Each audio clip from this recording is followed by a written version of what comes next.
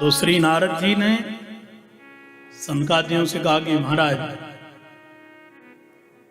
वास्तविक मेरे भाग्योदय हुए जो आपके दर्शन मुझे इस गंगा के तट बद्रीनारायण के दिव्य स्थल पर हुए। अब मैं निश्चित रूप से भक्ति ज्ञान वैराग्य के कल्याणार्थ कथा तो करवाऊंगा, पर कहां करवाऊंगा?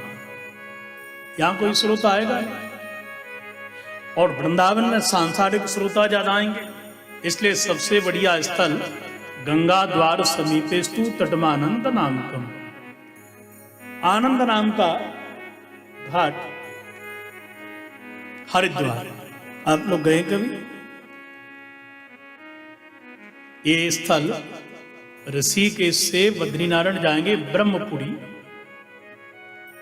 और ब्रह्मपुरी के निकट में एक श्री राम तपस्थल है। जब रावण का वध भगवान राम ने कर दिया तो श्री राम जी तपस्या करने के लिए गंगा के किनारे इसी जगह गए थे।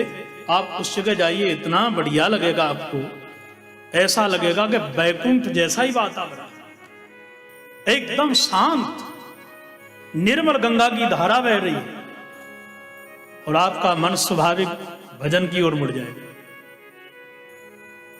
तो सबसे बढ़िया स्थल रहेगा।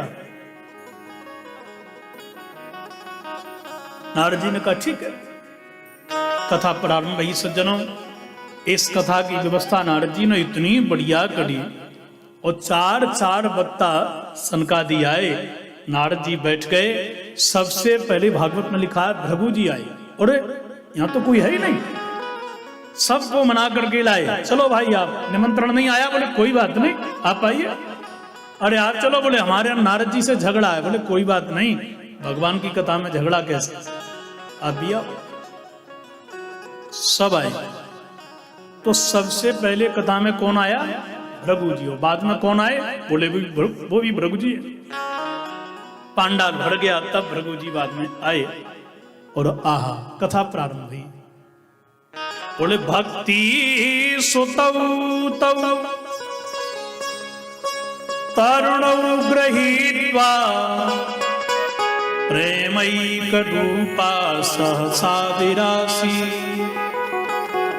श्री कृष्ण गोविंद हरे मुरारे नाथेति नामानि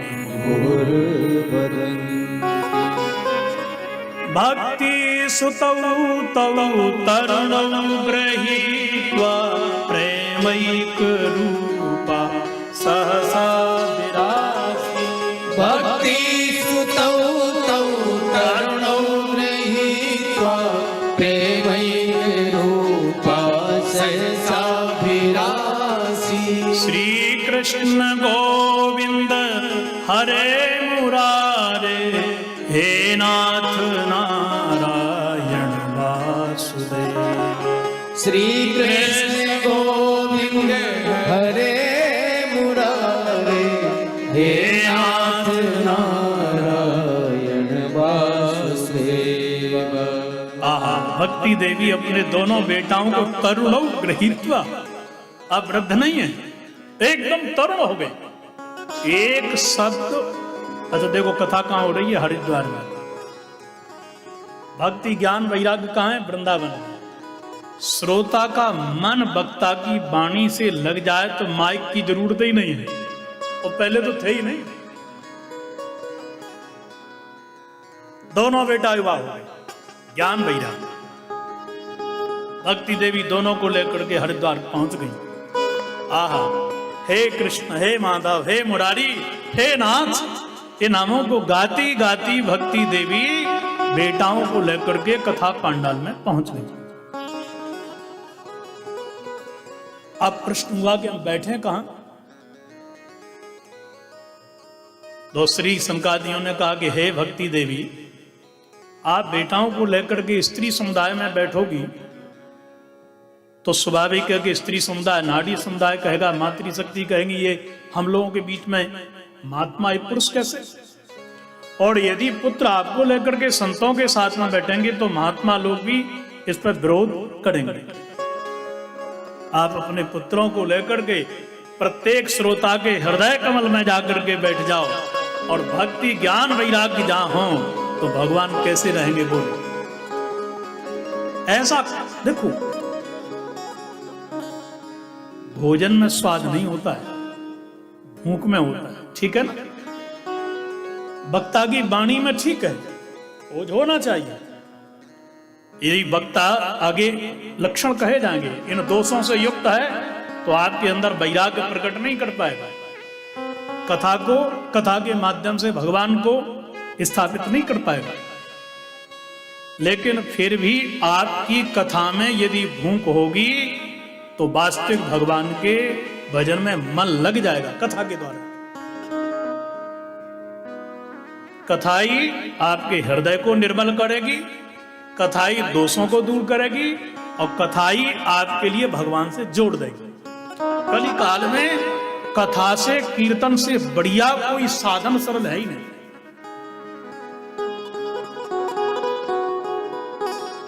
इसलिए कथा भी सुनो और कीर्तन भी करो। बोलो राधे राधे। महाराज ऐसा कथा में आनंद बरसा, सारे श्रोता भाव विभोर हो गए और नाचने लगे। अब भगवान कहाँ रहते? पीतमाली घनश्याम श्री बंसी वाले ठाकुर जी प्रकट हो गए। बोलो कृष्ण कन्हैया लाल की जय, बंसी वाले की जय। प्रकट हो गए। आहा, जितने श्रोता थे सारे के सारे श्रोता भवसागर से तर गए। मतलब बोले विमान आए, विमानों में बैठ बैठ करके जा रहे हैं। कहाँ? वैकुंठ के लिए। नारद जी ने देखा तो नारद जी कहते हैं महाराज के विशुद्ध्यंति वदन्तु मह्यम सप्ताह यज्ञेन कथा मय्यनम। ये तो आश्चर्य की घटना है। आप कृपा करके यह बताओ कि भागवत की कथा सुनकर के कौन कौन भवसागर से तर जाते? सनकादि कहते हैं कौन नहीं तरते, ये बताओ ना। अरे तुम्हारा प्रश्न तो उसी प्रकार से है जैसे कोई व्यक्ति कहे कि भाई अग्नि से कौन कौन जलता है, कौन कौन नहीं जलता। जो छुएगा जलेगा, बिजली के तारों को जो पकड़ेगा उसको करंट लगेगा। इसी प्रकार से भगवान का नाम अग्नि है।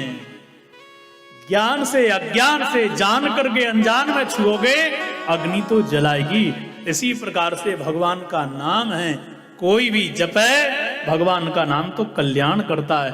बोलो राधे राधे। राधे राधे राधे। ये नाम का जहाज है ना। देखो भाई, बस में हंस के बैठ जाओ या रो के बैठ जाओ। भाई बेटी की विदाई होती है और बेटी नहीं जाना चाहती है पिता के घर को छोड़ करके। अब कार में बैठ गई, बोलो कार चल पड़ी, बेटी पहुंचेगी ससुराल में कि नहीं पहुंचेगी? हंस के जाओ, रो के जाओ, पर वाहन आपके लिए आपके गंतव्य रास्ते पर मंजिल पर पहुंचा ही देगा। इसी प्रकार से भगवान का नाम जहाज है। आप तो हंस करके रो करके आलस में श्रद्धा से भक्ति से कैसे भी जपो। यद्यपि तुलसीदास जी ने लिखा है भाव कुभाव अनख आलस हो। आगे लिख दिया नाम जपत मंगल दस। इससे मंगल होगा। पर नहीं, विद्वान कहते हैं कि नाम के जहाज में बैठ जाओ, आप तो भवसागर से तर जाओगे, भगवान के धाम पहुंच जाओगे। इसलिए नाम अवश्य जपो।